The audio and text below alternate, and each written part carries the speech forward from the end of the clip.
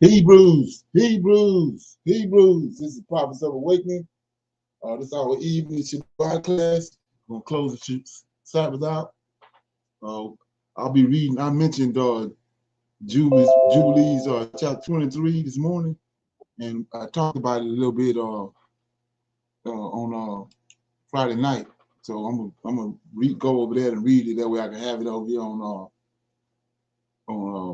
YouTube as well as on Clubhouse. So that'll be our topic for discussion. You can go to our YouTube channel, The Prophets of Awakening.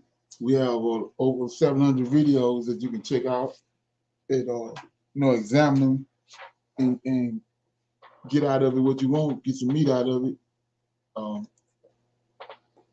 And these videos connect dots for you and lead you into the truth of the Holy Scriptures. If you like what you're hearing and receiving, I'm asking you to like, share, and subscribe to the channel. It'll be greatly appreciated.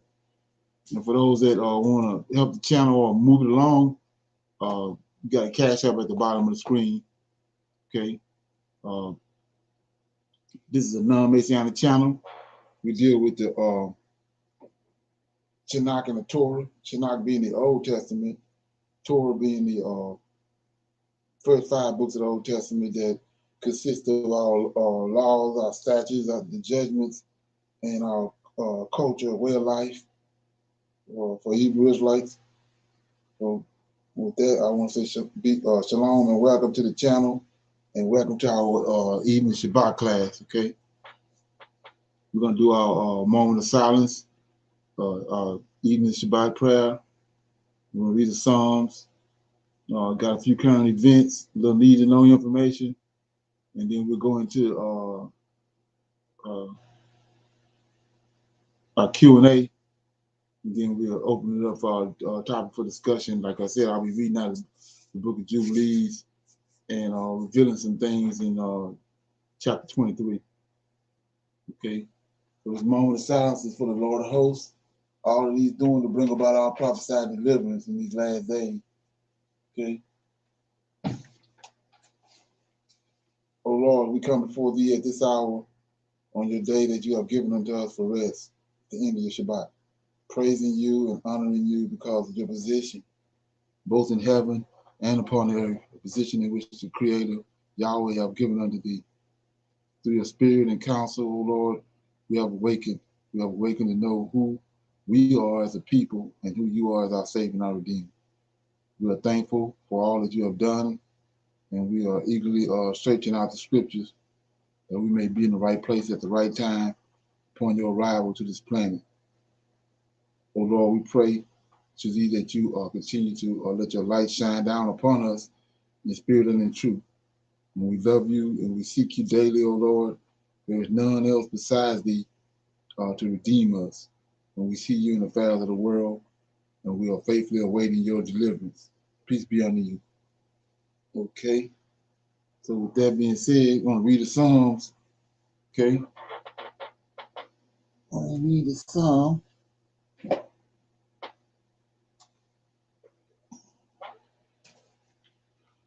Okay.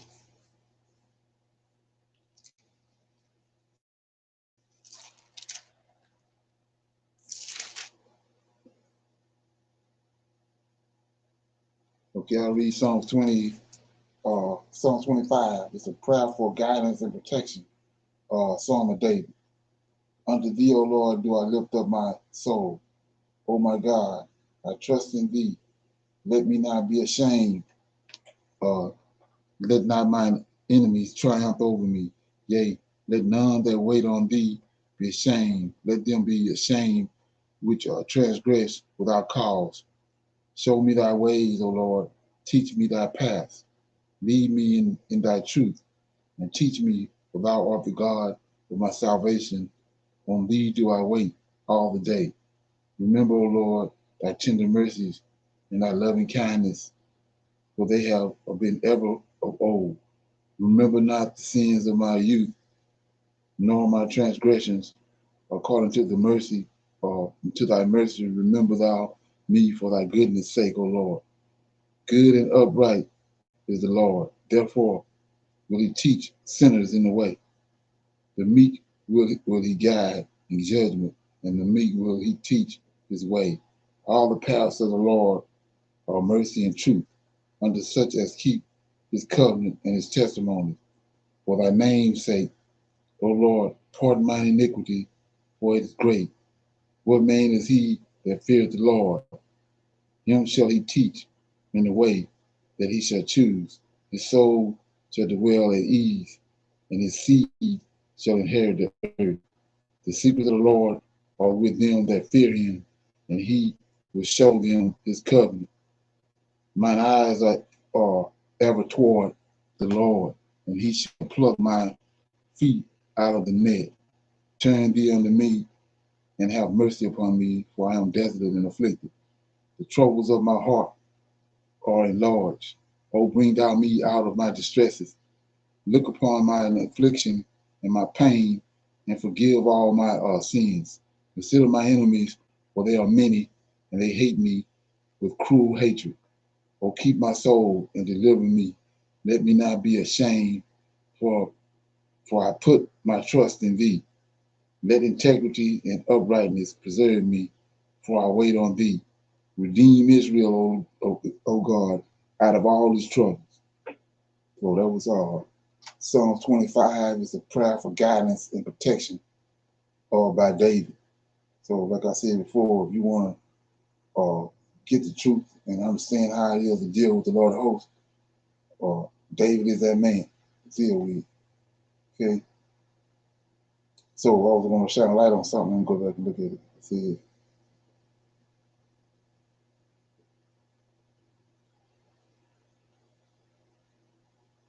says 14, the secret of the Lord is with them that fear him, and he will show them his covenant. So he says, if you anything you want to know that's been hidden from you or that's hidden, if you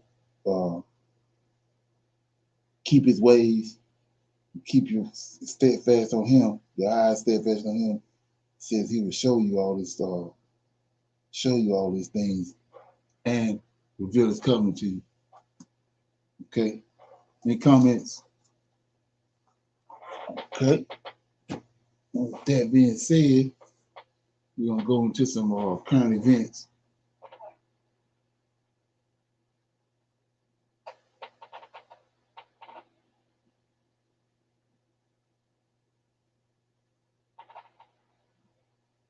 Okay.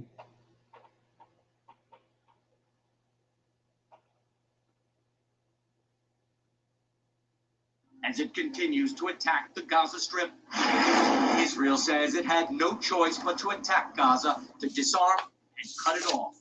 Israel told Palestinians living in northern Gaza, which includes the crowded Gaza City, to head south below the Wadi Gaza Valley. In a world marked by shifting alliances and geopolitical complexities, one unexpected partnership has emerged. China and Saudi Arabia's collaboration in aiding Gaza-Palestine against Israel, all while navigating a future with diminishing oil resources. This partnership, seemingly driven by shared interests, holds the potential to reshape the dynamics of the Middle East and global politics.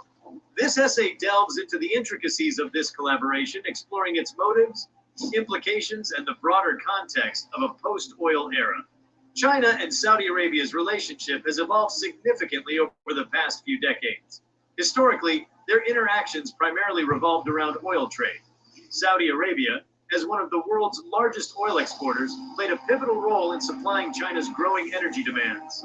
This oil-centric partnership bolstered Saudi Arabia's economy and ensured China's energy security.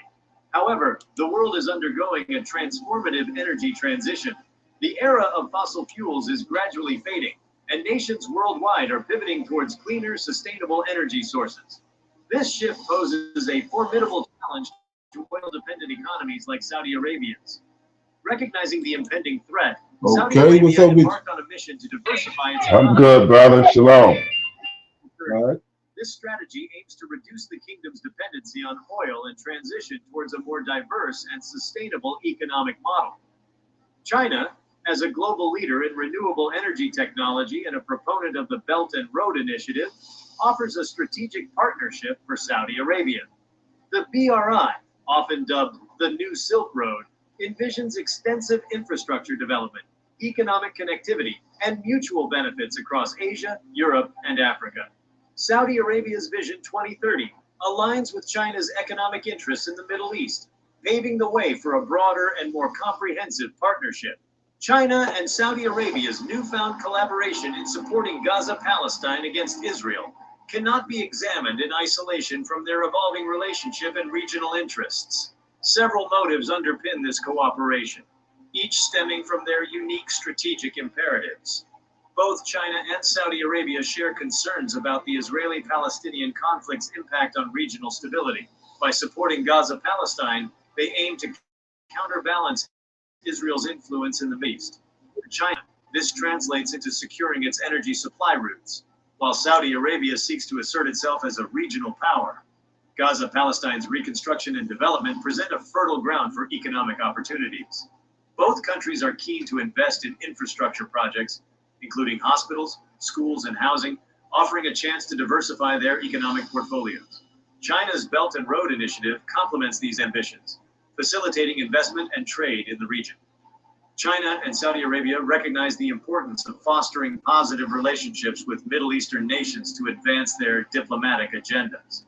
Supporting Gaza-Palestine allows them to garner goodwill in the region and enhance their soft power influence, which can be instrumental in shaping regional politics. Both nations have expressed concern about the humanitarian crisis in Gaza, driven by decades of conflict and blockade.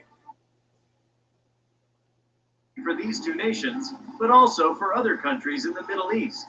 The infusion of capital and expertise into the region can stimulate economic growth and development, potentially reducing the root causes of conflicts. Western nations, particularly the United States and European Union, have historically been staunch supporters of Israel. The collaboration between China and Saudi Arabia challenges the traditional power dynamics in the Middle East and may lead to a reassessment of international policies toward the Israeli-Palestinian conflict. This could result in increased pressure on Israel to engage in meaningful peace negotiations. The Palestinian Authority, led by President Mahmoud Abbas, is presented with a unique opportunity to leverage the support of China and Saudi Arabia in its pursuit of statehood and self-determination. However, the Palestinian leadership must navigate this partnership carefully to ensure that it aligns with their long-term goals and aspirations. The collaboration between China and Saudi Arabia could inspire other Middle Eastern nations to seek similar partnerships for their own strategic interests. Okay, any comments on that? Saudi Arabia and China came together to help Gaza. Okay. We got another one right here.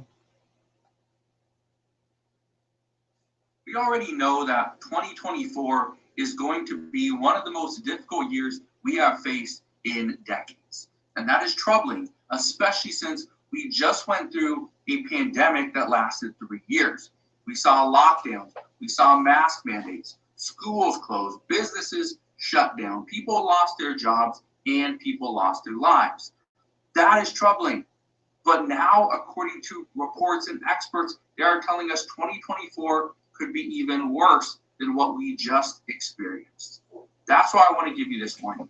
And that's why some are saying we need to prepare for domestic terrorism and political violence right here in the United States. So I'm going to break down what's going on. There was just a new survey that was released. I want to show you this because this is going to give you a better idea of what is coming in 2024. All I ask is one thing, takes 2 seconds. Go ahead and hit that like button if you enjoy these daily updates. And now let's begin.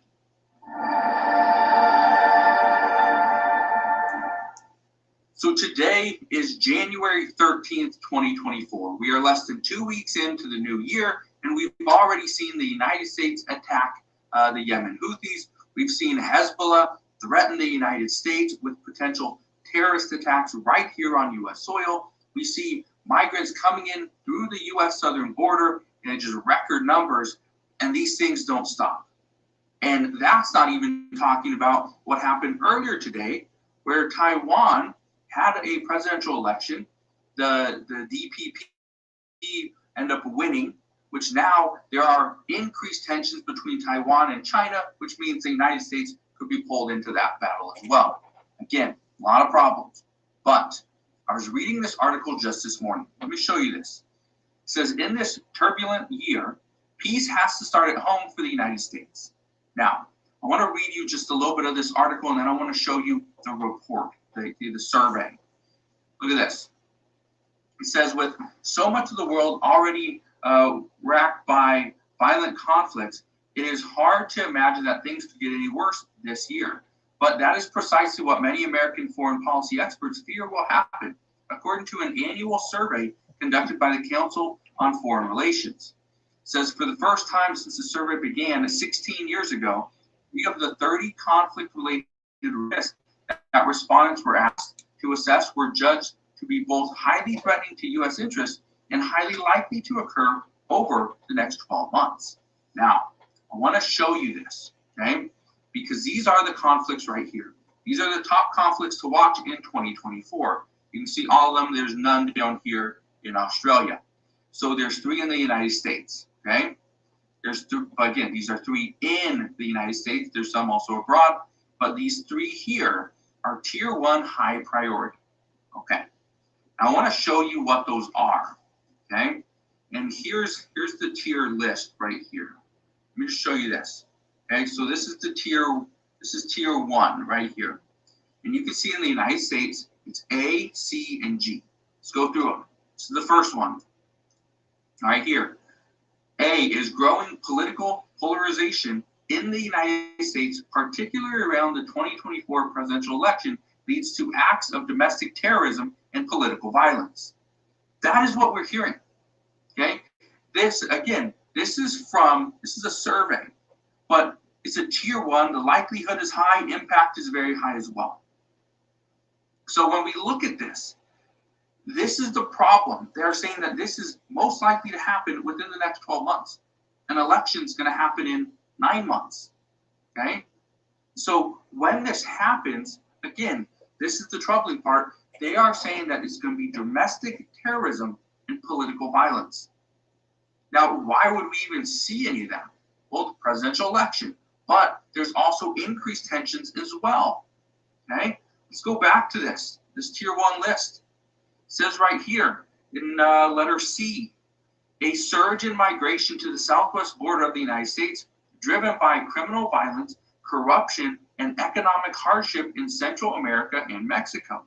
Yes, we are seeing economic hardship in those countries. But here's the other problem. People are coming into the United States expecting a handout, expecting free shelter, free food, free health care. Now, some are getting it, some aren't. So guess what? This comes back to that violence, not political violence. Okay? It's going to be economic violence. And I talked about this just the other day, and I said that in Chicago, because of the cold weather that we are currently experiencing here in the United States, what is happening is the city is not evicting people from those shelters, because previously they said you had a 60-day stay, and after that you had to leave. Well, guess what? There's people at the door waiting to get in, waiting to get into that shelter, because they know people are going to be coming out any day. But then When it comes to transmission repair, there is no name more reliable than the You know what? It's too cold. We can't kick those people out. But what about those people that are waiting? Guess what? They are going to get frustrated. They'll be irate. They're going to turn violent because they want to make sure they're going to be able to get inside, maybe with their kids, their family, and stay warm. Again, things are getting interesting right now, and this could potentially turn more violent. Let's get to the next one. This is letter G. It's over here. It says a highly disruptive cyber attack in U.S. critical infrastructure, or on U.S. critical infrastructure, including electrical systems by a state or non-state entity. Now, I brought this up before. One of the things that we have seen attacks on is our electrical system, our power grids. We've seen certain cyber attacks on hospitals and their systems. We saw some hospitals over in the Northeast. They had to relocate and get ambulances to take different routes to move people from their hospital to others because they were seeing the cyber attack. They had to shut down the system. This is happening, okay? This is a major, major issue. Now, there's a couple other ones that I want to discuss as well. Here's one, and this is B, all right? It's a protracted war between Hamas and Israel in Gaza ignites a wider regional conflict involving other Palestinian territories and further clashes between Israel and Islamist militant groups in Lebanon and Syria. Guess what just happened the other day? The Lebanese Hezbollah, they are threatening the United States. They're threatening us with attacks here on U.S. soil. Well, things aren't going to get any better because just today, again, keep in mind that Hezbollah is backed by Iran. Hamas is backed by Iran. Guess who else is? The Houthis out of Yemen. Well, this is where it gets very interesting because the United States launched another attack just one day after a very broad attack in Yemen. So now the United States launched a new attack, and this was the United States doing this on their own. There was no allies. This was just the United States. According to reports, the destroyer USS Carney fired a Tomahawk cruise missile at the radar facility. This is going to pretty much stop the Yemen Houthis from being able to see where people are at, where ships are going through. Again, that's a problem. Now, there's a couple other issues as well. Now, this is just tier one, okay? Now, any comments on that? Anybody heard anything about that? Okay, so we got some need to know information right here.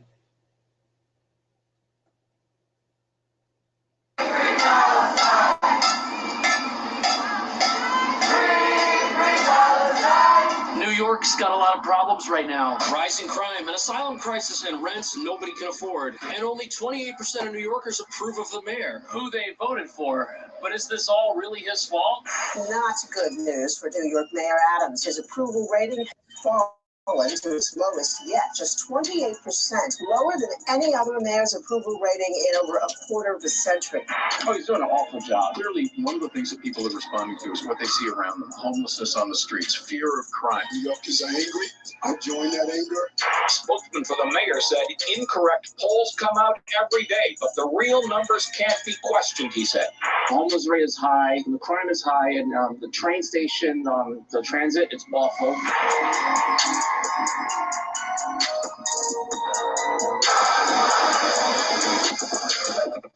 That is a police drone. You see it floating up there? It's being used by this truck to monitor the protest that's going across the street at the New York Times building. And between this conflict, the asylum crisis, and rising crime, Mayor Adams' approval has sunk to the lowest level ever recorded. And recently, the mayor has championed some pretty unpopular budget cuts to fire, police, and sanitation. And the reason the mayor has to make those cuts, even though there's protests like this going on all over the city, is because New York is completely out of money. And at the same time, many people are upset that the city's not doing enough to care for the thousands of asylum seekers who arrive at this bus terminal and need help.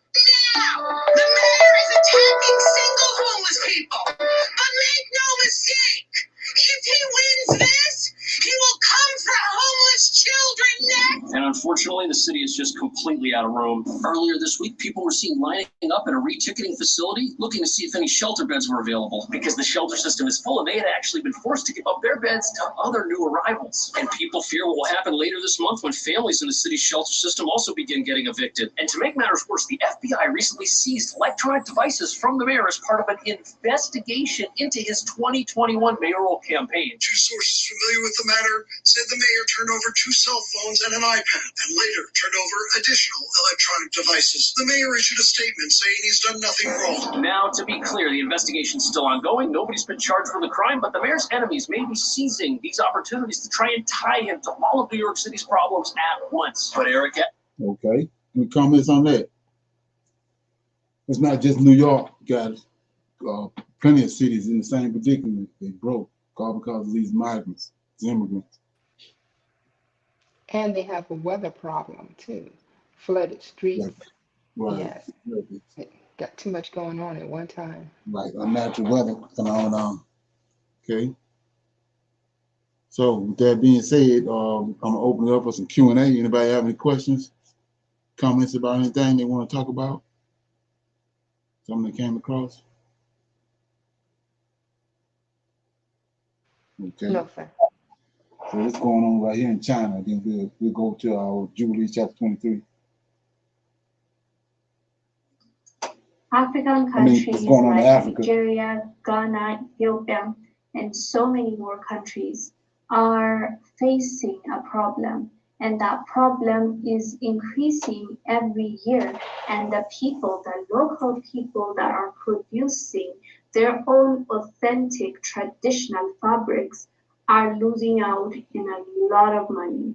And that is because the Chinese are taking over and printing these traditional fabrics for a cheaper price with a cheaper quality and selling it and entering the market while alienating or pushing away the actual local talent that are spending days, months creating and making that fabric. So this is a huge issue because it's not only affecting the people when it comes to money, but it is also affecting the actual quality of that fabric, as fabrics are part of one's culture. And we, all of us, are proud of what we produce and how exactly that fabric is made. Every culture has its own fabric and its own print, and to actually take that and just copy paste it and print it and sell it for like 1/10 of the price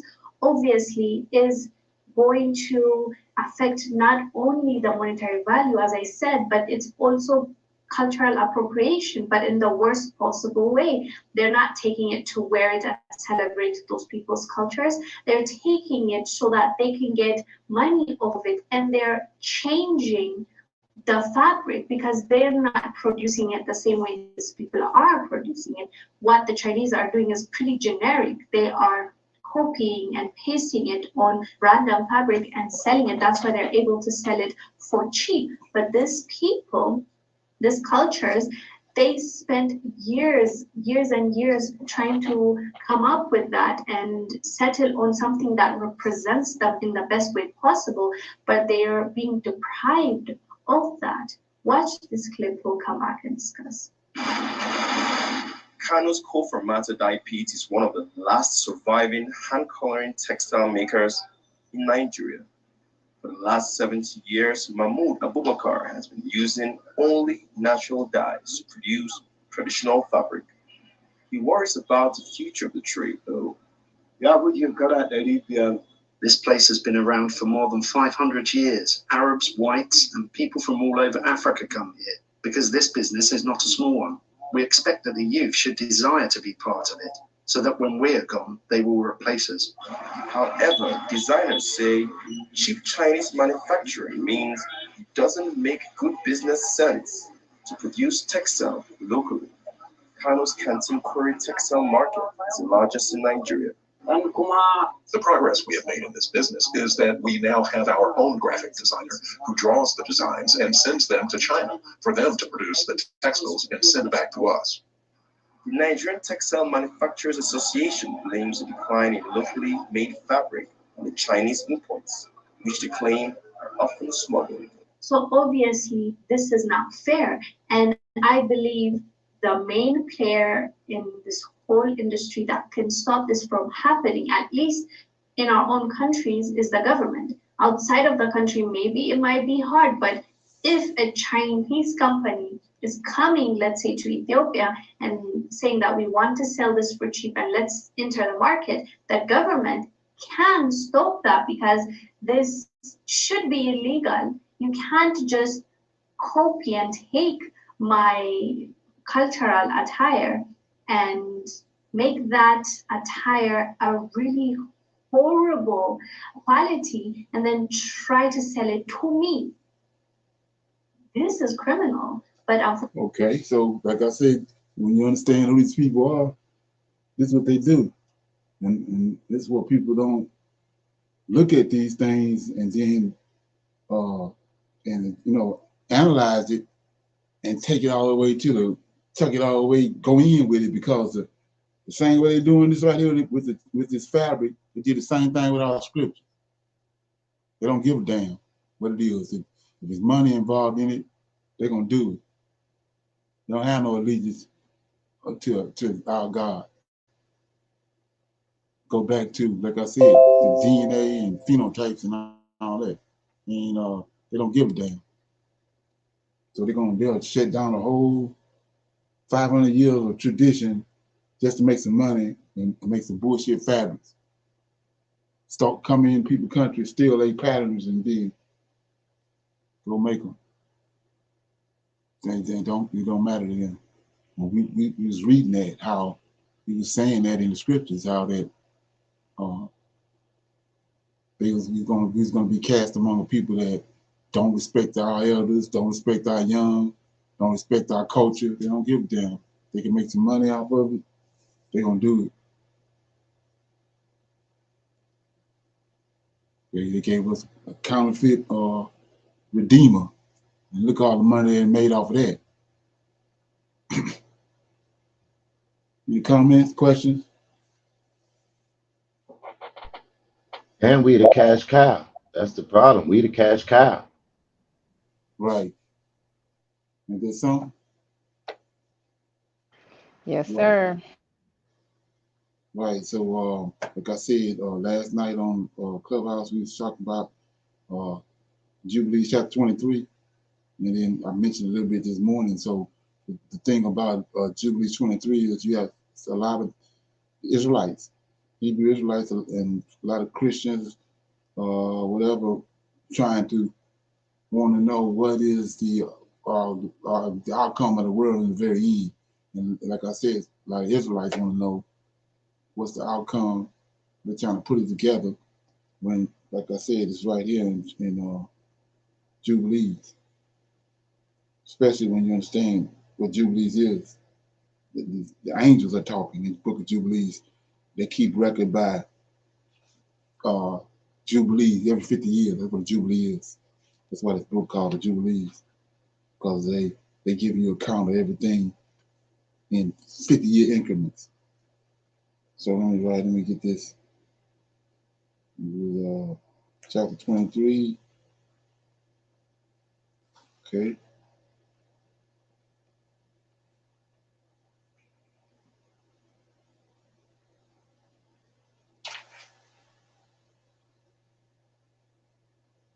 Okay. Go.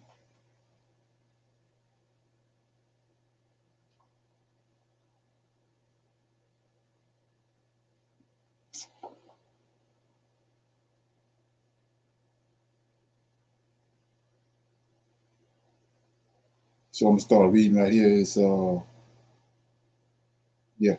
started reading right here. It says, and God said unto him, Abraham, and he said, behold, here I am. And he said, take my beloved son, whom thou lovest, Isaac, and go unto the high country, and go move over.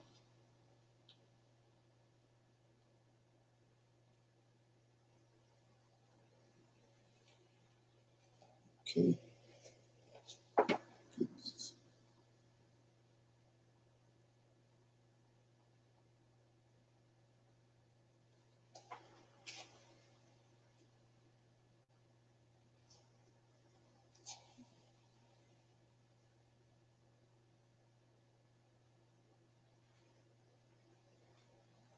Okay, give me a minute.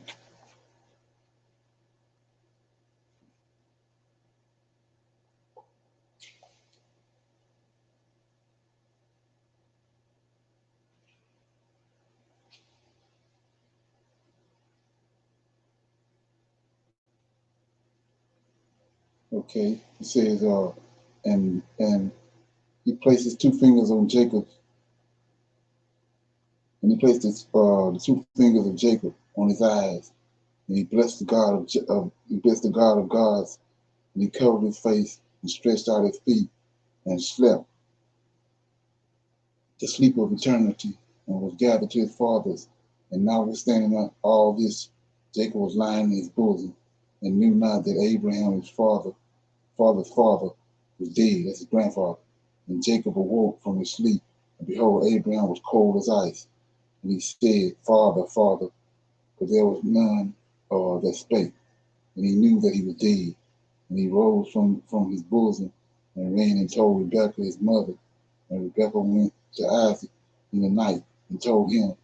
And they went together, Jacob with him, and a lamp was in his hand. And when they had gone in, they found Abraham lying dead. And Isaac fell on his face with his father and wept and kissed him. And the voices were heard in the house of Abraham. And Ishmael his son arose and went to Abraham his father and wept over Abraham, okay, his father, and he and all the house of Abraham, and they wept with a great weeping. And his son Isaac and Ishmael buried him in the double cave near Sarah his wife, and they wept for him 40 days, all the men of his house, and Isaac and Ishmael and all their sons, and all the sons of Keturah in their places, and the days of weeping for Abraham were ended. And he lived 3 Jubilees and 4 weeks, the years, 175 years, and he completed the days of his life, being old and full of days. For the days of the forefathers of their life were 19 Jubilees, and after the flood they began to grow less than 19 Jubilees, and to decrease in Jubilees, and to grow old quickly, and to be full of so to give you an account of what's going on. It says to be full of their days by reason of manifold tribulation and wickedness of their ways, with the exception of Abraham. For Abraham was perfect in all his deeds with the Lord, and well pleasing in righteousness all the days of his life. And behold, he did not complete 4 Jubilees in his life. And when he had grown old by reason of wickedness, and was full of his days, and all the generations which arise from his time unto the great judgment will grow old quickly. So what's being revealed right here is that our forefathers before the flood, they lived a long time because it wasn't that much sin. Sin hadn't increased, and people hadn't increased on earth. The more the people increased, the more sin is causing people to die quicker. Not bad water and all that, sugar and all this stuff. It was sin, to the point to where we at today, where you only expected to live 50 years really, and you live 70 years, they think you done did something. But the reason why we at this point is because of sin. It's upon the earth. That's another sign to let you know where we at, as far as this time coming to this end, this age coming to an end. It says Abraham was perfect in all his deeds with the Lord, well pleasing in righteousness all the days of his life. And behold, he did not complete 4 Jubilees in his life. So even though Abraham was perfect, he wasn't like all other men. He didn't live but 4 Jubilees and died. Even though he was right with the Lord. So another thing to look at when it comes to that, when you understand what they've done with the New Testament, your whole purpose in life and your well-being is your interaction with the Creator, with the Lord of hosts. So if they didn't give you another God, imagine that. Like our situation. We haven't been dealing with the Lord of hosts. We ain't been interacting with him until recently. Okay, it says, and all the generations which will arise from the time until the day of the great judgment will grow old quickly. You're looking at that. Before they complete 2 jubilees, and their knowledge will forsake them. Yeah, the knowledge will forsake them by reason of their old age, and all their knowledge will vanish away. And in those days, which are now, if a man live a jubilee and a half of years, they will say regarding him, he hath lived long, and the greater part of his days are pain and sorrow and tribulation, and there is no peace, for calamity followeth on the calamity, and the wound on wound, tribulation on tribulation, evil tidings on evil tidings, illness on illness, and all evil judgments such as these, one with another, illness to overthrow, and snow, and frost, and ice, and fever, and chills, and torpor, and famine, and death, and sword, and captivity, and all kinds of calamities and pains. And all these will come on an evil generation which transgresseth on the earth. Their works are uncleanness and fornication. So all that you see happening now is coming upon us because of we transgressing the Most High. And a lot of it is we don't even know we transgressing. We keep hearing people say, I think. This is what I believe. Come on. They ain't hitting no shit. So it says, and pollution and abomination. Then they will say, the days of our forefathers were many, even unto 1,000 years, and were good. But behold, the days of our life, if a man have lived many, or 70 years, and if he is strong, 80 years. And those evils, and there is no peace in the days of this evil generation.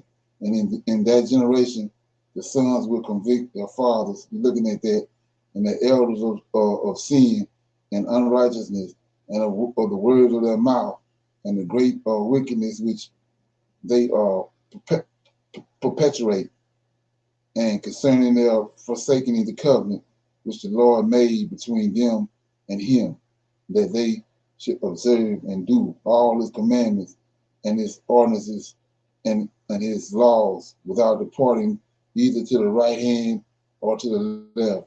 For all have done evil, and every mouth speaketh iniquity, and all their works are uncleanness and abomination, and all their ways are pollution and uncleanness and destruction. So I want to go back up. You know, like I said, we see that our lifespan has been reduced because of sin, right? And disobedience to the Lord of hosts. It says, and in that generation, the sons will convict their fathers and their elders of sin and unrighteousness and of the words of their mouth and the great wickedness which are perpetrated and concerning the forsaking of the covenant. So how you forsake the covenant? How do it like You transgress it, you don't keep it. Transgression. how you forsake it? You walk away from it. You don't You get don't know circumcised. it. Oh, Get yeah, circumcised. that too. Yep. So And we read that he said those that are not circumcised, these angels, when they come down, that's what they're looking for. He said you ain't circumcised, you're destined for destruction. Okay? Let's see if I can't find it. Okay. yes, sir. And Genesis 6:3 was telling us too. You're only going to live to 120 years. Yeah, this is in the Jubilees. I got two different books, 2 different Jubilees. But let me see if I can see it right quick. But don't I just move on. But yeah, it says they're gonna do like the Gentiles. In the last days, they're gonna be amongst the Gentiles. They're gonna pick up the Gentiles' ways and they was going to forsake the covenant by not circumcising themselves. And then he says that every son that's not circumcised is destined for destruction. It's destruction following. So we're looking at that today, over here, especially over in America, with the police and all that. You definitely get knocked out one way or another. Okay, being circumcised, but we don't know the significance of that. Okay, so it says, "For all have done evil, and every mouth speaketh iniquity, and all their works are uncleanness and abominations, and all their ways are pollution and uncleanness and destruction." So let's go to when he created the man for, what he created the woman for. So he created the woman as a helpmeet, right?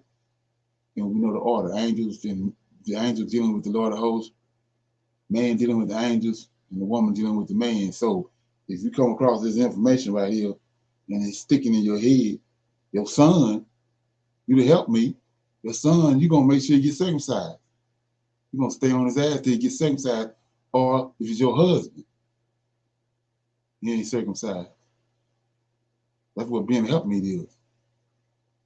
Like Abigail case. She saw David was in, she saw what Abigail, what Nathan, the ball was doing, and she went and cut it out as a helpmeet. Got on off of the mule, and she said, bow down. Then she said, "My Lord." He's folly. He got all the stuff you need. The young men told me what y'all did out there in the field, how you got all this herds and flocks in order. Playing the role of the helpmeet. So that's how they go. So anyway, it says,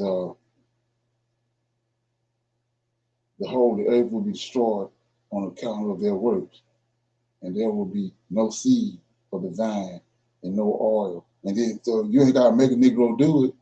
Your job is to tell him. So anyway, "And there will be no seed of the vine and no oil, for the works of altogether are faithless, and they will all perish together, beasts and cattle and birds and all the flesh of the sea, on account of the children of men, and they will strive one with another, and young will be old, and old will be young, the poor with the rich, and the lowly with the great, and the beggar with the prince, on account of the law and the covenant." So it's all about the law and the covenant, the Torah and the covenant that he got with the Israelites, which is, like I said, the covenant is on the flesh of the man. So anyway, so we can't see this for what it is, the average person, because they're too busy trying to deal with the New Testament. But he telling you right here, this is what we in the midst of all this right here, right now. He says, with the prince, on account of the law and the covenant, for they have forgotten, ain't that where we at? The commandments and the covenant and the feast and the months and the Shabbats, and like we talked about last night, and the Jubilees. What Negro or what female going around trying to tally up Jubilees. That's how far we are. Says in Sabbaths and Jubilees and all the judgments. And they will stand with bows and with swords and war to turn them back into the way, that they will not return until much blood have been shed on the earth, and one by another. And those who have escaped will not return from their wickedness to the way of righteousness, but they will all exalt themselves to the seat and wealth. And they will, says, that they may each take all that his neighbor has, and they will name the great name, but not in truth and not in righteousness. So we see that. That's what JC is. They put all the characteristics on him that's on our real Redeemer, and we playing with him, not understanding that he ain't the one. We naming his name, giving all his authority to this person, but he ain't the one. It's like he said right here. And they will name the great name, but not in truth. and not in righteousness. So by you even dealing with JC, it ain't righteous, because the Lord of hosts is the righteous one that's over Israel. So it says, and they will defile the Holy of Holies with their uncleanness and the corruption of their pollution, and a great punishment will befall the deeds of this generation from the Lord, and he will give them over to the sword and the judgment and the captivity, and to be plundered and devoured. So let's read it again. Like I was telling you, that's why it's so important. When they left, the Gentiles ran them out, not the Romans. It's the Greeks ran them out. It says, and they would name the great name, but not in truth and not in righteousness. And here you go. And they will defile the Holy of Holies. That's why I keep going to Daniel in third beast. This wouldn't happen with Antiochus in first, second Maccabees. And they will defile the Holy of Holies, just like Daniel said, with their uncleanness and their corruption and their pollution. And a great punishment will befall the deeds of that generation. It was cast out. We're in the midst of that great punishment right now. Cast out of the land. Destroyed the temple. Took the herds and the flocks and everything from us that we need to deal with our God. Took all that. It says, and he will give them over to the sword, to judgment, and to captivity, and to be plundered and devoured. Looking at that. The Greeks ran us out into Africa. We stayed there, and then they came back. The Edomites came later on ships and brought us over here. This the judgment and the captivity, and to be plundered and devoured. And he will wake up against them, the sinners of the Gentiles, who have neither mercy nor compassion, like I said, what they're doing over there in Africa with the fabrics. And they will respect the person of none, neither old nor young, nor anyone, for they are more wicked and strong to do evil than all the children of men. It's because they Cain descended, right? And they will use violence against Israel and transgress against Jacob, and much blood will be shed upon the earth, and there will be none to gather and none to bury. In those days, they will cry aloud and call and pray that they may be saved from the hand of the sinners, the Gentiles, but none will be saved. And the heads of the children will be white with gray hair, and a child 3 weeks will appear old. Come on, everybody ought to know that one.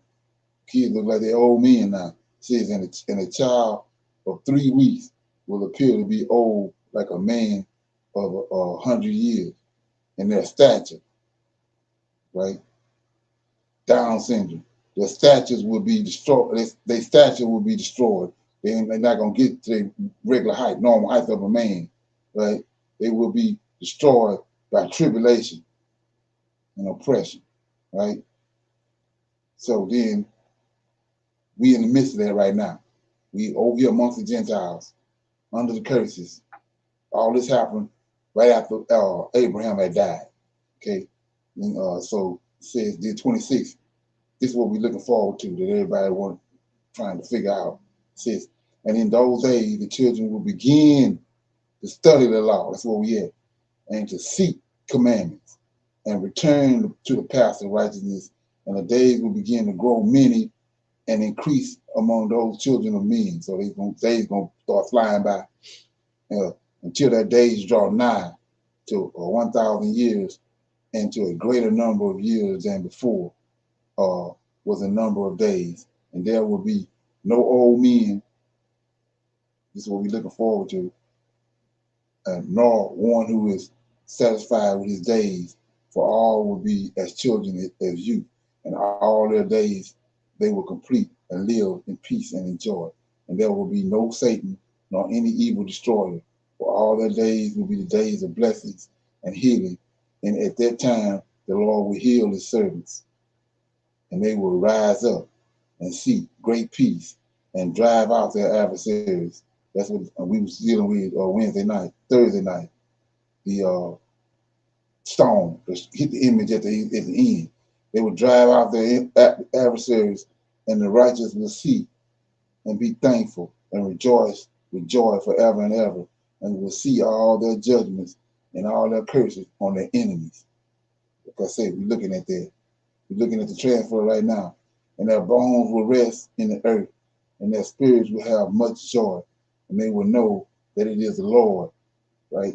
They will know that it's the Lord, not Jesus, who executed judgment and showed mercy to hundreds and thousands and to all that love him.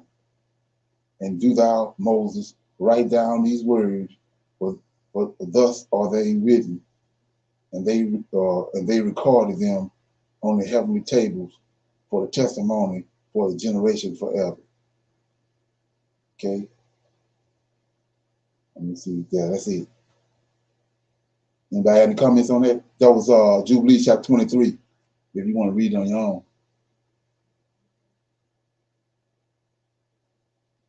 Any questions, comments?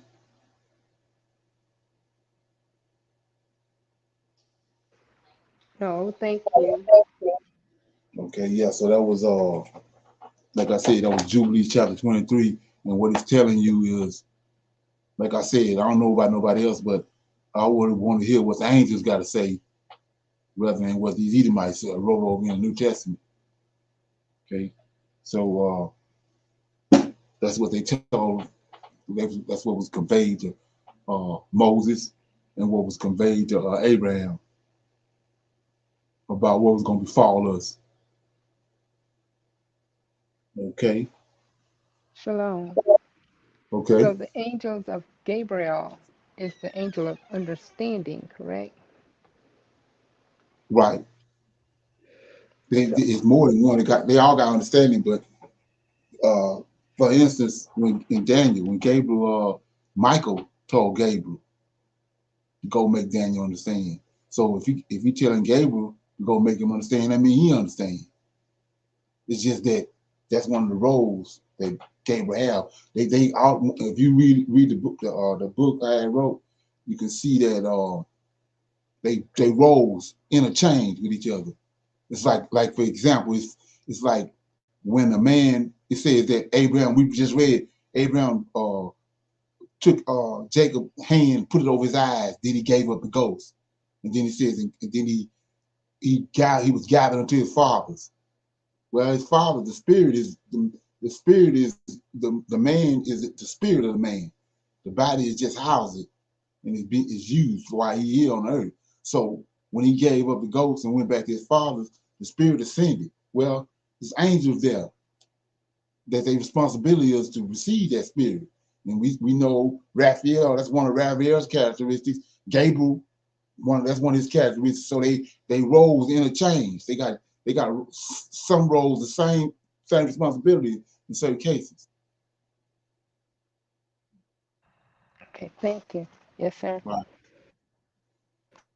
Okay. Somebody else got anything? Something that before we go? We had an hour.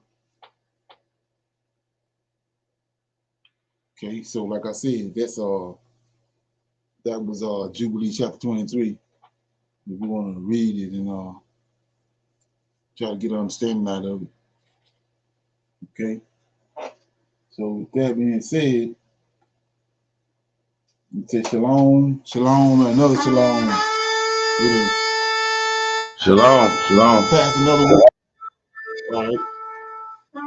See y'all Tuesday. Shalom.